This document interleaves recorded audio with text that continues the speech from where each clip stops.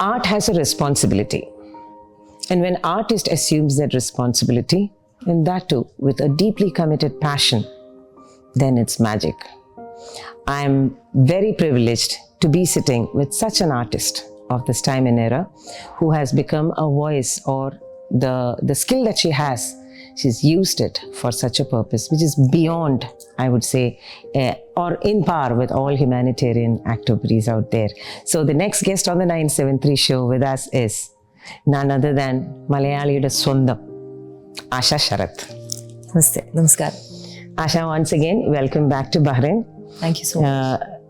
എൻ്റെ ഓർമ്മ ശരിയാണെങ്കിൽ ഇൻഡോ ബഹ്റൈൻ്റെ first stage was Asha's. Yes. Bahrain Keraleeya സമാജത്തിൻ്റെ പ്രൈഡായി മാറിയ 4 വർഷത്തിന് ശേഷം 4ാമത്തെ ഫെസ്റ്റിവലിൽ വീണ്ടും വന്നിരിക്കുകയാണ്. Thank you so much. അന്നും യു ഹാഡ് കൃഷ്ണ, നീ എന്നെ അറിയില്ല, ഓൺ ദ സ്റ്റേജ്. ഇന്നും you had that I think is ഒരു എന്താ പറയുക, ഒരു ഗുരു സമർപ്പണമായിരുന്നു അത്, അന്നും ഇന്നും. പക്ഷെ ഞാനിപ്പോൾ ഈ പറഞ്ഞത് വളരെ മനസ്സിൽ നിന്ന് ഞാൻ പറഞ്ഞത്, after watching A couple of your performances last night at the BKS, straight I would jump into that without any മുഖവുര. മകളെ അവതരിപ്പിച്ചപ്പോൾ എൻ്റെ കണ്ണ് നിറഞ്ഞു, അവിടെ ഇരുന്ന് ഒരുപാട് പേരുടെ കണ്ണ് നിറഞ്ഞു. എൻ്റെ ചോദ്യം ഇതാണ്, ഭരതനാട്യം അല്ലെങ്കിൽ മോഹിനിയാട്ടം, കുച്ചിപ്പുടി, കഥകളി, ഇതൊക്കെ ഒരു ട്രഡീഷണൽ ആർട്ട് ഫോം എന്നുള്ളൊരു ബ്രാക്കറ്റിൽ നിൽക്കുന്ന വളരെ എല്ലാവരും ഇങ്ങനെ നോക്കുന്ന ഒരു കല അല്ലേ? അതിനോരോ നോംസ് ഉണ്ട്, സ്റ്റൈലുണ്ട്, ഒരു രീതിയുണ്ട്. അതിൽ നിന്നൊക്കെ ഒരു ട്രെൻഡായിട്ട് എനിക്ക് തോന്നിയിട്ടുള്ളത്, പല ലീഡിങ് ആർട്ടിസ്റ്റും they are trying to incorporate contemporary themes and issues.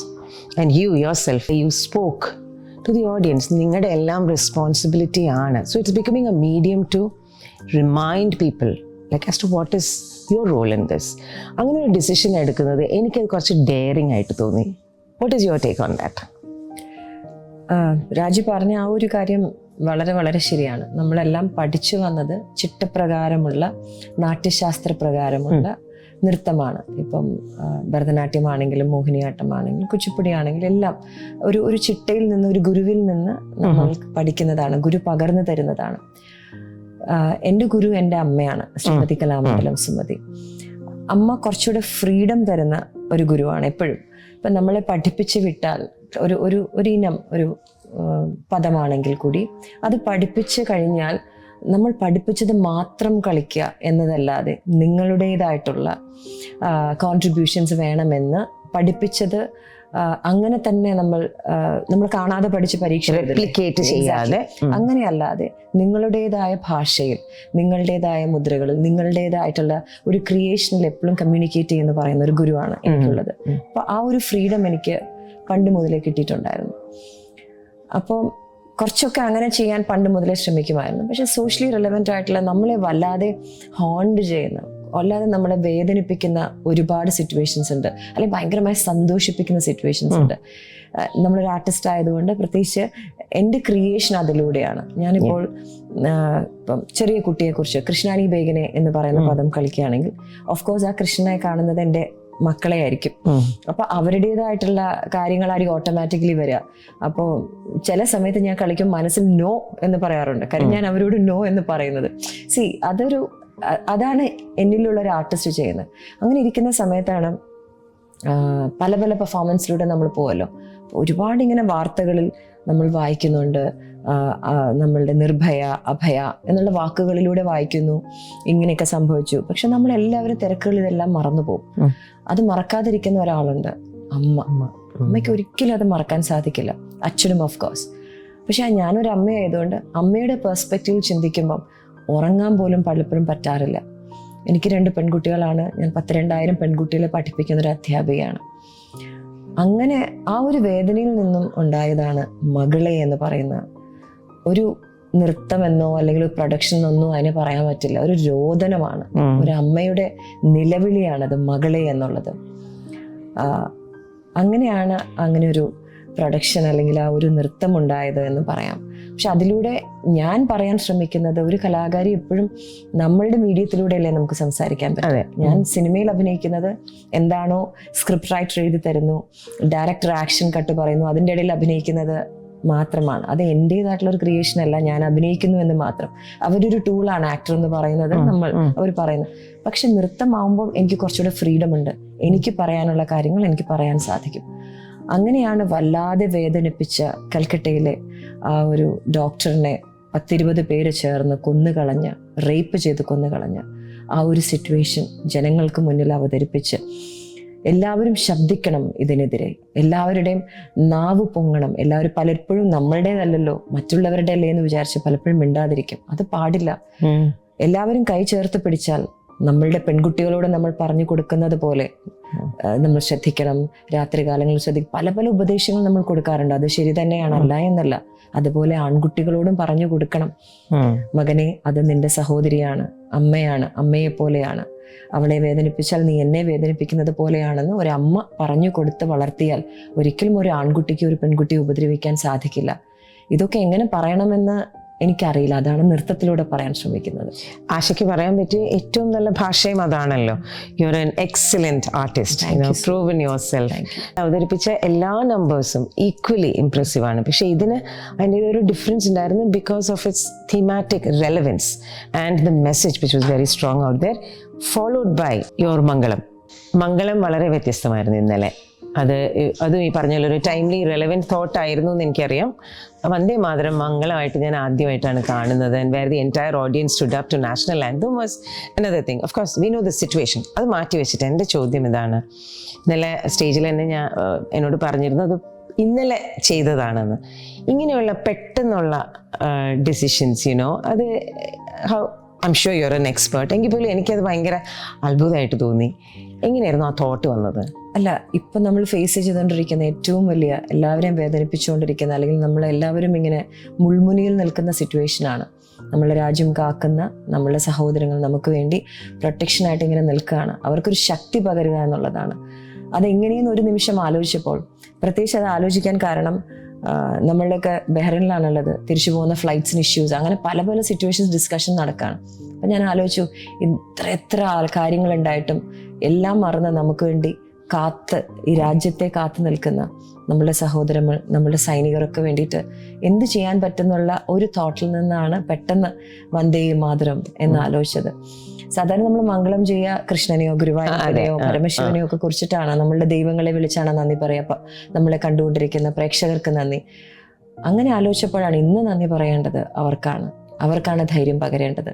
പെട്ടെന്ന് ആലോചിച്ചപ്പോഴാണ് അതിലൂടെ മംഗളം ചെയ്യാൻ വന്ദേ മാതരവും നാഷണൽ ആന്തവും പാടി അവസാനിപ്പിക്കാമെന്ന് വിചാരിച്ചു. It was very creative. Thank you. അതിനെക്കുറിച്ച് പറയുന്നതല്ല ഞാൻ പറഞ്ഞത്, very creative. That brought out the entire creativity in you and I feel the 2000 students of yours are so blessed and so is your daughter. The were very, നമുക്ക് നൃത്തത്തിൽ ഒതുക്കാൻ പറ്റില്ല. വളരെ ചെറിയൊരു ഇൻ്റർവ്യൂ ആണ്. ബിക്കോസ് ആശാ ശരത്ത് ഒരു നർത്തകി മാത്രമല്ല, മലയാളിക്കും ഇന്ത്യക്കാർക്കും സീനിലൊക്കെ വളരെയധികം ഗൂസ് ബംസ് തരുന്ന റോൾസ് ചെയ്ത ഒരു ആക്ട്രസും കൂടിയാണ്. Any new projects? ഇപ്പൊ ചെയ്തുകൊണ്ടിരിക്കുന്നത് ഒരു തമിഴ് പ്രോജക്റ്റാണ്, ഹോട്ട്സ്റ്റാർ സീരീസിന്റെ. അവരുടെ തന്നെ നോൺ പ്രൊഡക്ഷൻ ആയിട്ടുള്ള ആക്ടർ വിജയ് സേതുപതിയുടെ മകൻ അഭിനയിക്കുകയാണ് ആദ്യമായിട്ട്. അതൊരു രസമുള്ള ഒരു സബ്ജക്റ്റാണ്. അതാണ് ഇപ്പോൾ ചെയ്തുകൊണ്ടിരിക്കുന്നത്. മലയാളത്തിന്റെ സ്റ്റോറീസ് കേൾക്കുന്നുണ്ട്. മലയാളത്തിൽ ഇന്ദിര എന്ന് പറയുന്ന ഒരു സിനിമ റിലീസ് ആവുന്നുണ്ട്. വെരി സൂൺ മറ്റൊരു പ്രോജക്റ്റ് ഇപ്പോൾ സ്റ്റാർട്ട് ചെയ്യുന്നുണ്ട്. അങ്ങനെ പോകുന്നു. സിനിമയേക്കാൾ കൂടുതൽ സിനിമയുടെ എൻ്റെ ഒരു ചെറിയ പ്രോബ്ലം എന്താണെന്ന് വെച്ചാൽ, ഞാനൊരു ദുബായ് ബേസ്ഡ് ആയിട്ടുള്ള ഒരാളാണ്. നമുക്ക് ഈ 182 ഡേയ്സിന്റെ പ്രശ്നങ്ങൾ നല്ലോണം ഉണ്ട്, NRI സ്റ്റാറ്റസ് ഇഷ്യൂ. അപ്പം നമുക്ക് അത്രയും ഇഷ്ടപ്പെട്ട കഥാപാത്രങ്ങൾ വരുമ്പോഴാണ് നമുക്ക് ചെയ്യാൻ പറ്റുക. കാര്യം ഇത്ര ദിവസം മാറിയാൽ നമ്മളുടെ ജീവിക്കുന്ന മറ്റൊരു രാജ്യത്താണ്, അവരുടേതായിട്ടുള്ള ഇഷ്യൂസ് ഉണ്ട്.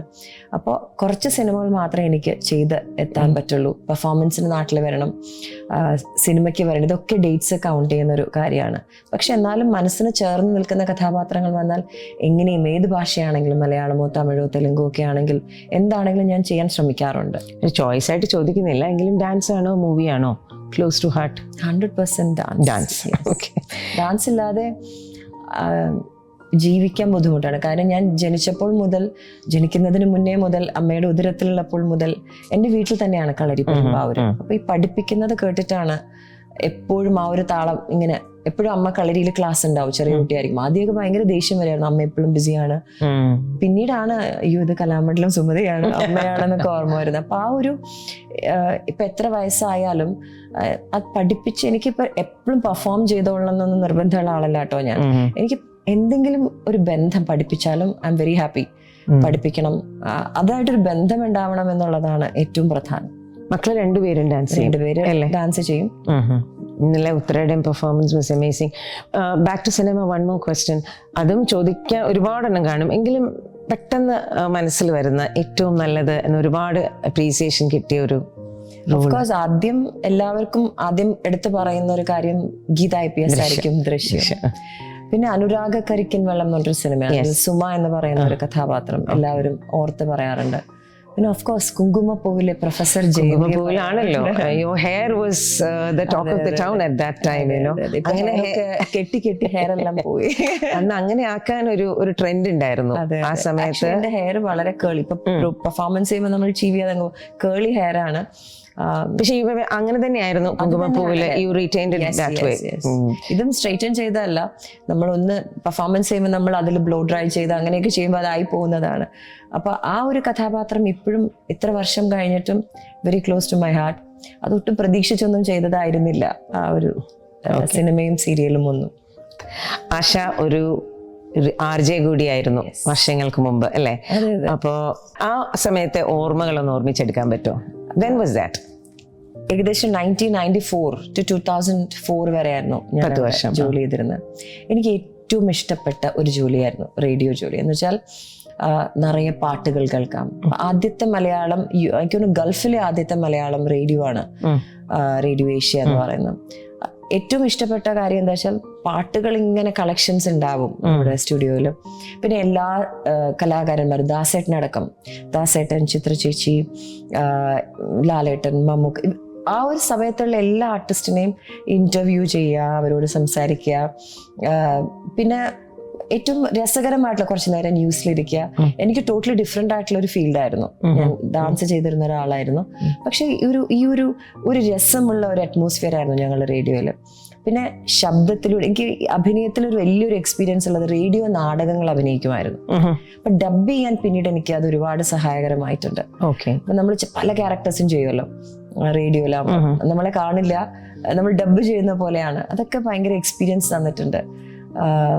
വെരി എന്റർടൈനിങ്, ഭയങ്കര രസമുള്ള ജോലി, സ്ട്രെസ്സൊക്കെ കുറവുള്ളൊരു ജോലിയായിരുന്നു എനിക്ക് റേഡിയോ. പിന്നെ എന്തുകൊണ്ടാണ് അത് വിട്ടത്?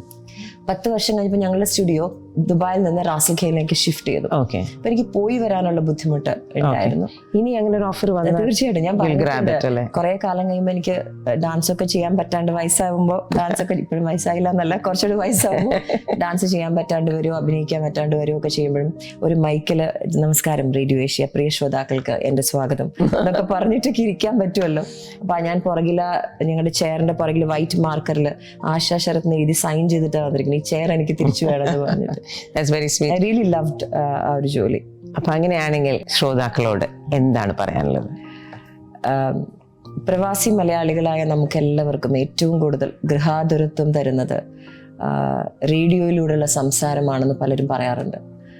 ഞങ്ങളുടെ, അതും കൂടെ പറയട്ടെ, ഞങ്ങളുടെ മെന്റർ എന്ന് പറയുന്നത് പഴയ വാർത്തകൾ വായിക്കുന്ന രാമചന്ദ്രൻ സാറായിരുന്നു. അപ്പൊ ഒരു ഇംഗ്ലീഷ് വാക്ക് വരാൻ പാടില്ല എന്നുള്ള നിർബന്ധത്തിലാണ് അദ്ദേഹം നമുക്ക് ജോലിയിൽ പ്രവേശിപ്പിച്ചത്.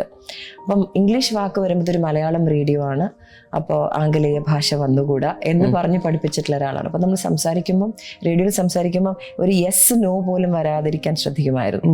അതാണ് പ്രിയ ശ്രോതാക്കളെ, നിങ്ങൾക്ക് ഏവർക്കും ഞങ്ങളുടെ ഹൃദയം നിറഞ്ഞ സ്വാഗതം അരുളുന്നു എന്നൊക്കെ പറയുന്നത്. അതുകൊണ്ട് ഇപ്പോൾ ഉള്ളവർ അത് ഇപ്പോഴത്തെ വളരെ യോയോ സംസ്കാരത്തിലാണല്ലോ. It's really nice. രണ്ടും രണ്ട് തലമാണ്. സോ ബഹ്റിനിലെ മലയാളി പ്രേക്ഷകർക്ക്, മലയാളി ശ്രോതാക്കൾക്ക് എൻ്റെ ഹൃദയം നിറഞ്ഞ നന്ദി അറിയിക്കുകയാണ്. ഇങ്ങനൊരു അവസരം തന്നതിലും നിങ്ങളോട് സംവദിക്കാൻ ഒരവസരം തന്ന റേഡിയോയിലെ എല്ലാവരോടും, അതിൻ്റെ പിന്നിലും മുന്നിലും പ്രവർത്തിക്കുന്ന എല്ലാവരോടും എൻ്റെ ഹൃദയം നിറഞ്ഞ നന്ദി പറയുന്നു. So thank you very much, Asha. That was a beautiful little conversation. I know ഇത്രയും ഒരു hectic scheduleലും ഈ ഒരു space എടുത്തതിന് ഒരുപാട് നന്ദി. More than that, I really sincerely, on behalf of the entire humanity, I would say, the Bahrain population and beyond, we thank you for pointing a finger at that much needed cause through your medium, which is art and dance specifically. All the very best for all your future projects. Thank you so much, and thank you so much, my dear Raji. Thanks a lot. Thank you. Honor and pleasure. So that was Asha Sharath. ഒരു ഡിസ്ക്രിപ്ഷനും വേണ്ട for Asha, be it the actress, be it the dancer. ഇപ്പം നമ്മൾ കേട്ടതുപോലെ ഒരു RJ, ever so bubbly, ever so vibrant. She is very young. വയസ്സൊന്നും ആയിട്ടില്ല, വയസ്സായെന്ന് പറഞ്ഞതേ ഉള്ളൂ. She is very young. And let's wait for the next time that Asha comes back to Bahrain to perform something different, something innovative. And this is Raji Unnikrishnan signing off.